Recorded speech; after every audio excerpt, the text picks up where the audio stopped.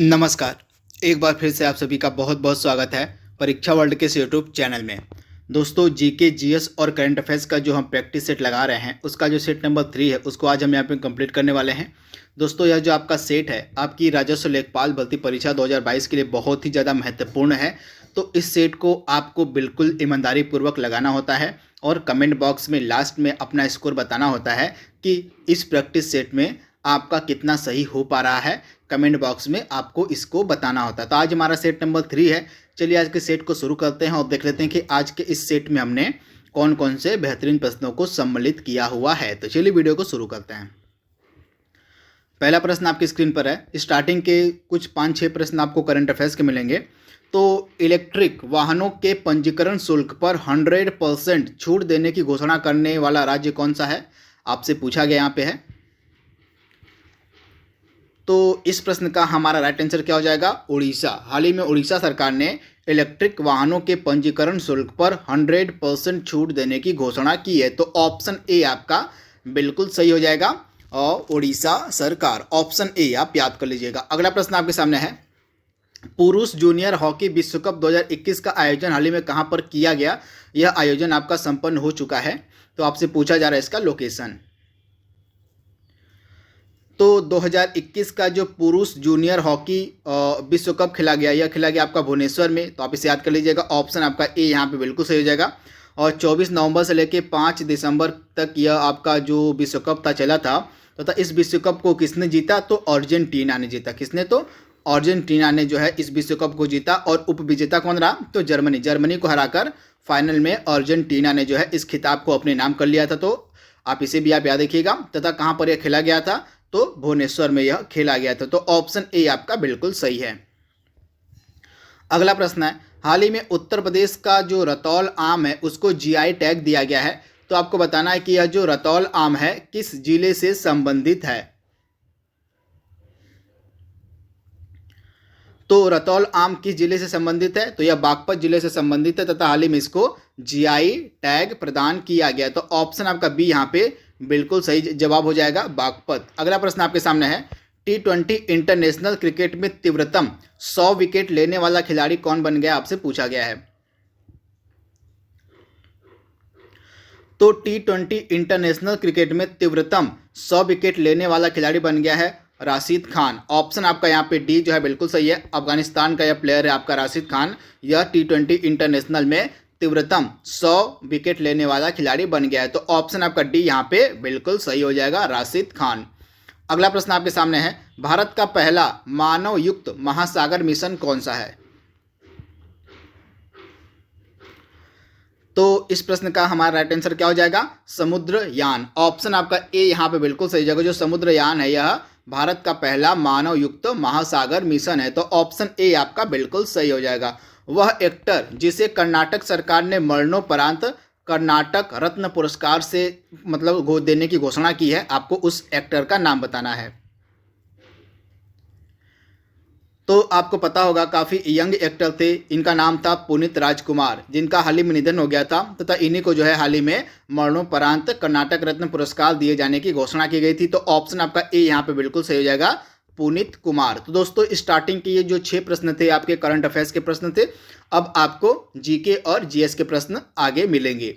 तो पहला प्रश्न आपके सामने है। आपको उस विदेशी पत्रकार का नाम बताना है जिसने धरसना सॉल्ट वर्क्स पर सत्याग्रह के बारे में समाचार दिए थे। बहुत ही ज़्यादा यह महत्वपूर्ण प्रश्न है। इंडियन फ्रीडम स्ट्रगल, भारतीय राष्ट्रीय आंदोलन का यह एक महत्वपूर्ण प्रश्न है, आपको इसका जवाब देना है।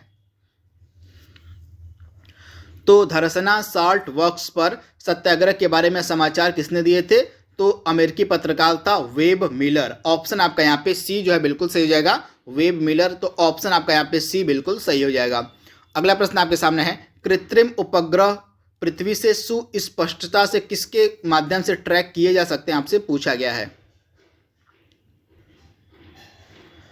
तो कृत्रिम उपग्रह जो है पृथ्वी से सुस्पष्टता से ट्रैक किए जा सकते हैं किसके माध्यम से, तो डॉपलर प्रभाव से। तो ऑप्शन आपका यहाँ पे सी जो है बिल्कुल सही हो जाएगा, डॉपलर प्रभाव से। तो आप इसे याद कर लीजिएगा। अगला प्रश्न आपके सामने है। और भारत में प्रथम नियमित जनगणना किस वर्ष शुरू हुई थी, इंपॉर्टेंट प्रश्न है। तो भारत में जो प्रथम नियमित जनगणना थी यह किस वर्ष में शुरू हुई थी? तो 1881 में। 1881 में जो है भारत की प्रथम नियमित जनगणना शुरू हुई थी। उस समय वायसराय कौन था? तो रिपन था। तो इसे भी आप याद रखिएगा, रिपन के कार्यकाल में ही जो नियमित जनगणना थी वह शुरू हुई थी 1881 में। तो ऑप्शन आपका बी यहाँ पे बिल्कुल सही हो जाएगा। अगला प्रश्न आपका बहुत ही ज़्यादा महत्वपूर्ण है। एक प्रकार का विष होता है जिसका नाम है एफ्ला विष। तो आपको बताना है कि जो एफ्ला विष है यह किससे निकलता है? शैवाल से निकलता है, लाइकेन से निकलता है, कवक से निकलता है या जीवाणु से निकलता है? तो आपका जो एफ्ला विष होता है यह कवक से निकलता है। तो ऑप्शन आपका सी यहाँ पे बिल्कुल सही हो जाएगा। कवक से आपका निकलता है एफ्ला विष। तो ऑप्शन सी आपका बिल्कुल सही हो जाएगा। अगला प्रश्न आपके सामने है, विश्व ओजोन दिवस कब मनाया जाता है? बहुत ही ज़्यादा यह महत्वपूर्ण प्रश्न आपका है। तो प्रत्येक वर्ष जो आपका विश्व ओजोन दिवस है यह मनाया जाता है 16 सितंबर के दिन। ऑप्शन आपका यहाँ पे बी जो है बिल्कुल सही हो जाएगा। तथा 2021 में जो आपका मनाया गया था विश्व ओजोन दिवस, इसकी थीम क्या थी? तो इसकी थीम थी Montreal protocol, keeping us our food and vaccines cool. तो इसे भी आप याद रखिएगा, इसकी थीम भी आपसे एग्जाम में पूछी जा सकती है। तो ऑप्शन आपका बी यहाँ पे 100% सही जवाब हो जाएगा। अगला प्रश्न आपके सामने है, पराबैंगनी किरणों के दुष्प्रभाव से वनस्पति को बचाने वाला वर्णक कौन सा होता है? आपसे पूछा गया है कि पराबैंगनी किरणों के प्रभाव से वनस्पति को बचाने वाला वर्णक का, पिगमेंट का आपको नाम बताना है। तो इस वर्णक का क्या नाम हो जाएगा? फाइकोसाइनिन। यह एक प्रकार का वर्णक होता है जो पराबैंगनी किरणों के दुष्प्रभाव से वनस्पतियों को बचाता है। तो ऑप्शन ए आपका बिल्कुल सही हो जाएगा, फाइकोसाइनिन। आप इसे याद कर लीजिएगा, बहुत ही ज़्यादा यह महत्वपूर्ण प्रश्न आपका साइंस का है। अगला प्रश्न आपके सामने है, इनमें से गूगल के सीईओ आपसे पूछे जा रहे हैं कौन है? तो वर्तमान में गूगल का सीईओ कौन है? तो वर्तमान में गूगल का सीईओ है आपके सुंदर पिचाई हैं। तो ऑप्शन आपका यहाँ पे जो ए है बिल्कुल सही हो जाएगा। और नीचे जो यहाँ पे 3 नाम दिए गए हैं ये लोग भी किसी न किसी तरह से किसी न किसी अंतर्राष्ट्रीय कंपनी से संबंधित हैं। तो इन तीनों व्यक्तियों का संबंध किस किस अंतर्राष्ट्रीय कंपनी से है, इसका जवाब आपको कमेंट बॉक्स में पूरे डिटेल में देना है। तो इन तीनों व्यक्तियों के बारे में आप हमें कमेंट बॉक्स में बताइएगा कि इनका संबंध किस किस महत्वपूर्ण अंतर्राष्ट्रीय कंपनियों से है। अगला प्रश्न आपके सामने है, निम्नलिखित में से कौन सी जिम्बाब्वे की राजधानी आपसे पूछा गया है? तो जिम्बाब्वे की राजधानी वर्तमान में क्या है? तो हरारे है। ऑप्शन आपका डी यहाँ पे बिल्कुल सही हो जाएगा। हरारे जो है वर्तमान में जिम्बाब्वे की राजधानी है। तो ऑप्शन आपका ए जो है बिल्कुल सही जवाब हो जाएगा। अगला प्रश्न आपके सामने है, भूटान की जो ऑफिशियल मुद्रा है, भूटान की जो ऑफिशियल करेंसी है वह आपसे पूछी गई है। तो भूटान की ऑफिशियल करेंसी आपको मिलेगी नगुल्ट्रम। ऑप्शन आपका ए यहाँ पे बिल्कुल सही है। जो नगुल्ट्रम है यह भूटान की ऑफिशियल करेंसी का नाम है। तो ऑप्शन आपका ए यहाँ पे बिल्कुल सही हो जाएगा। निम्न में से कौन सा शहर गुलाबी शहर यानी कि पिंक सिटी के नाम से भी जाना जाता है? आई होप इसका जवाब सभी लोग देंगे।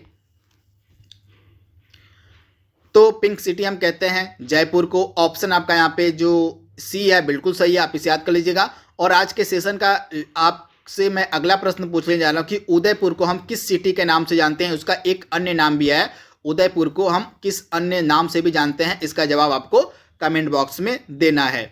अगला प्रश्न आपके सामने है, और यहाँ पे कुछ वित्तीय संस्थाएं दी गई हैं और उनकी स्थापना का वर्ष दिया गया है। तो आपको बताना है कि इसमें से कौन सा एक सही है, सही सुमेलित है, आपको उसका जवाब देना है।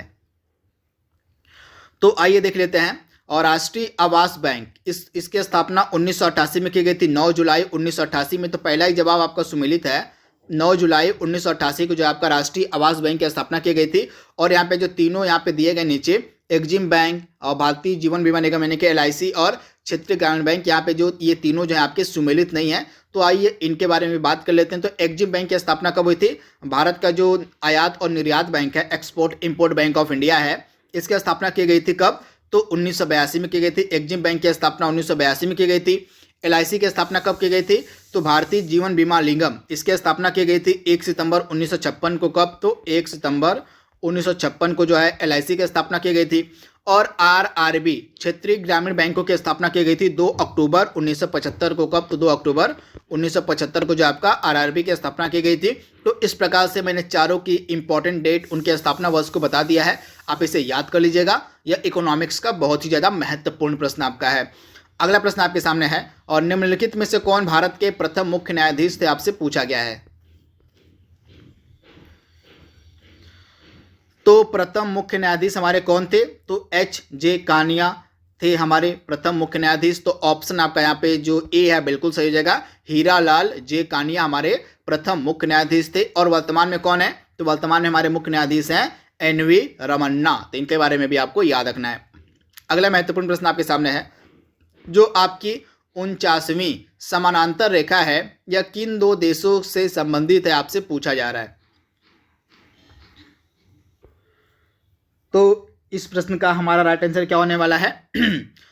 उत्तरी अमेरिका और कनाडा के मध्य आपको मिलेगी 49वीं समानांतर रेखा। तो ऑप्शन आपका डी यहाँ पे बिल्कुल सही हो जाएगा, ऑप्शन डी, आप इसे याद कर लीजिएगा। अगला प्रश्न आपके सामने है, भारत वन स्थिति रिपोर्ट 2019 के अनुसार कुल वनावरण और वृक्षावरण का भौगोलिक क्षेत्र में कितना परसेंटेज, कितना प्रतिशत है, आपसे पूछा गया है।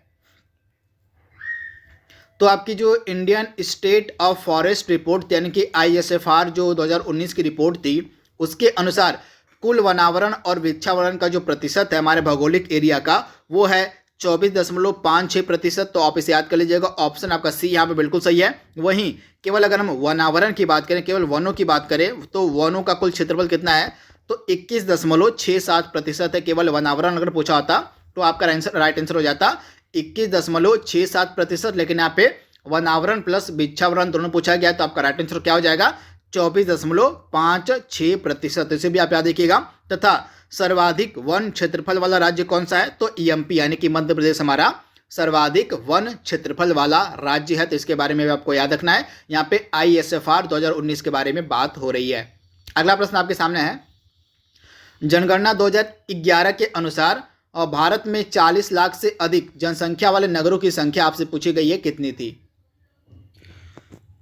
तो इस प्रश्न का हमारा राइट आंसर क्या होने वाला है? 2011 की जनगणना के अनुसार भारत में 40 लाख से अधिक जनसंख्या वाले नगरों की संख्या कितनी थी? तो 9 थी। तो ऑप्शन आपका सी यहाँ पे बिल्कुल सही हो जाएगा। टोटल 9, 40 लाख से अधिक जनसंख्या वाले नगर थे 2011 के सेंसस के अनुसार। तो इसके बारे में भी आपको याद रखना है। बहुत ही ज़्यादा यह आपका महत्वपूर्ण प्रश्न है आपके एग्जाम के लिए, क्योंकि नगरीकरण का टॉपिक भी आपके एग्जाम में दिया गया है। तो इसके बारे में आपको याद रखना है। जनसंख्या का जनगणना का भी टॉपिक आपसे पूछा जाएगा एग्जाम में लेखपाल के। तो इसके बारे में आप याद रखिएगा। टोटल 9, 40 लाख से अधिक जनसंख्या वाले नगर थे। जनगणना 2011 के अनुसार 2001 एवं 2011 के भारत के जनघनत्व का अंतर आपसे पूछा गया, यानी कि 2011 और 2001 के मध्य जो जनघनत्व का अंतर वो कितना है। तो इसको सॉल्व कर लेते हैं। तो सबसे पहले बात करते हैं हम 2011 के जनघनत्व की। 382 है वर्तमान में 2011 का जनघनत्व, यानी कि 2011 के सेंसस के अनुसार जो जनघनत्व है वो 382 है। और 2001 में कितना था जनघनत्व आपका? तो वो था आपका 325 था आपका 2001 में। तो इसका डिफरेंस कितना हो जाएगा? तो इसका डिफरेंस आपका हो जाएगा 57, यानी कि 57 का जो डिफरेंस है वो है 2001 और 2011 के जनघनत्व में। तो ये डेटा आपको याद रखना है, काफ़ी ज़्यादा महत्वपूर्ण है। तो ऑप्शन सी आपका बिल्कुल सही जवाब हो जाएगा, आप इसे याद कर लीजिएगा। अगला प्रश्न आपके सामने है, और भारतीय संविधान की जो 12वीं अनुसूची है, यानी कि जो हमारा 12th शेड्यूल है, इसमें कितने विषय प्रदान किए गए आपसे पूछा जा रहा है। तो भारतीय संविधान की 12वीं अनुसूची में कितने विषय प्रदान किए गए हैं? तो भारतीय संविधान की जो 12वीं अनुसूची है, इसमें आपको मिलेंगे टोटल 18 सब्जेक्ट, यानी कि ऑप्शन आपका बी यहाँ पे बिल्कुल सही है। टोटल 18 सब्जेक्ट हैं। तथा आपकी जो 12वीं अनुसूची है यह किस संविधान संशोधन के तहत जोड़ी गई थी? तो आपका जो 74वां संविधान संशोधन था उसी के तहत जो आपकी 12वीं अनुसूची जोड़ी गई थी। तथा इसका संबंध किससे है?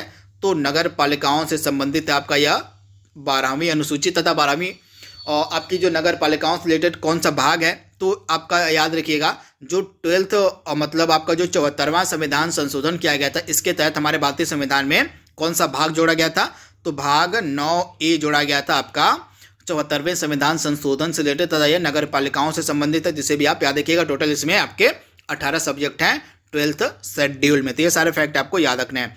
अगला प्रश्न, यहाँ पे कुछ राज्य दिए गए हैं और उन राज्यों का जो है दिया गया है आपका क्या तो राज्यसभा सीटों की संख्या। तो आइए इनको आपको सही क्रम में बैठाना है। तो आइए इसको सॉल्व कर लेते हैं। तो जल्दी से सबसे पहले आप इसका जवाब दीजिए कि किस राज्य में कितनी राज्यसभा की सीटें हैं। तो चलिए इसको सॉल्व करते हैं। तो बिहार में कितनी राज्यसभा की सीटें हैं? तो बिहार में आपकी राज्यसभा की सीटें टोटल आपकी 16 हैं। तो बिहार में आपका 16 हो जाएगा, यानी कि एक आपका हो जाएगा 1 हो जाएगा। केरल में कितनी है? तो केरल में आपकी 9 सीटें हैं, यानी कि आपका केरल का बी का क्या हो जाएगा, 9 किसमें है तो 2 हो जाएगा। असम में कितनी है? तो असम में टोटल 7 सीटें हैं, तो आपका सी का आपका 3 हो जाएगा। और हरियाणा में कितनी है? तो हरियाणा में टोटल आपकी 5 सीटें हैं, यानी कि डी का आपका 5 हो जाएगा, यानी कि दोनों सब सामने मतलब आमने सामने, यानी कि डी का 4 हो जाएगा। 1 4 3 4, यानी कि चारों जो है आपका आमने सामने दिया गया है। तो आप इसे याद कर लीजिएगा, यह बहुत ही ज़्यादा महत्वपूर्ण प्रश्न है। इस प्रकार के प्रश्न भी आपसे एग्जाम में पूछे जा सकते हैं, तो इनके बारे में आपको याद रखना है। बिहार में 16 राज्यसभा की सीटें हैं, केरल में 9 हैं, असम में 7 हैं और हरियाणा में 5 हैं। आज का लास्ट प्रश्न आपके सामने है, भारतीय संविधान की प्रस्तावना यानी कि जो हमारा प्रियम्बल है उसमें किस प्रकार के स्वतंत्रता का जिक्र उल्लेख नहीं है, आपसे पूछा गया है। तो बहुत ही ज़्यादा यह महत्वपूर्ण प्रश्न है। मैंने आपको बताया कि जो हमारा प्रियम्बल है, प्रियम्बल से प्रत्येक वर्ष एग्जाम में प्रश्न देखने को मिलते ही मिलते हैं। तो प्रियम्बल को आप बिल्कुल रट जाइएगा, घोल के पी जाइएगा, क्योंकि प्रियम्बल से आपके एग्जाम में प्रश्न देखने को मिलेंगे। तो आइए बात कर लेते हैं कितने प्रकार की स्वतंत्रताओं का जिक्र है हमारे प्रियम्बल में। तो टोटल 5 प्रकार की स्वतंत्रताओं का जिक्र है हमारे प्रियम्बल में। कौन कौन सी? विचार, अभिव्यक्ति, विश्वास, धर्म और उपासना। तो विश्वास की स्वतंत्रता का जिक्र है, उपासना का है, धर्म का है, और इसके बाद किसका है? विश्वास, उपासना, धर्म, अभिव्यक्ति हो गया आपका, एक अभिव्यक्ति हो गया, अभिव्यक्ति की स्वतंत्रता का जिक्र है। और इसके बाद एक किसका है? तो इसके बाद एक आपका है विचार का। तो ये टोटल 5 प्रकार की स्वतंत्रताओं का जिक्र है हमारे प्रस्तावना में, लेकिन पंथ निरपेक्ष की स्वतंत्रता का जिक्र हमारे किसमें नहीं है, तो इसमें नहीं दिया गया है। तो आप इसे याद कर लीजिएगा, ऑप्शन डी आपका सही नहीं है यहाँ पे, लेकिन टोटल 5 प्रकार की स्वतंत्रताओं का जिक्र है, इनके बारे में आप याद कर लीजिएगा, विचार, अभिव्यक्ति, उपासना, धर्म और विश्वास। इसके अलावा 3 प्रकार के न्याय का जिक्र है। ये 3 प्रकार के न्याय कौन कौन से जिनका जिक्र किया गया हमारे प्रियम्बल में, हमारी प्रस्तावना में? तो सामाजिक न्याय, आर्थिक न्याय और राजनीतिक न्याय, ये 3 प्रकार के न्याय का जिक्र है हमारे प्रियम्बल में। तो इसके बारे में भी आपको याद रखना है। तो दोस्तों इस तरह से आज का हमारा जो सेट नंबर 3 था जीके, जीएस और करंट अफेयर्स का, उसको हमने समाप्त कर लिया है। आई होप यह सीरीज आपको पसंद आ रही होगी। तो आज के लिए बस इतना ही। Thank you, thanks for watching, thank you.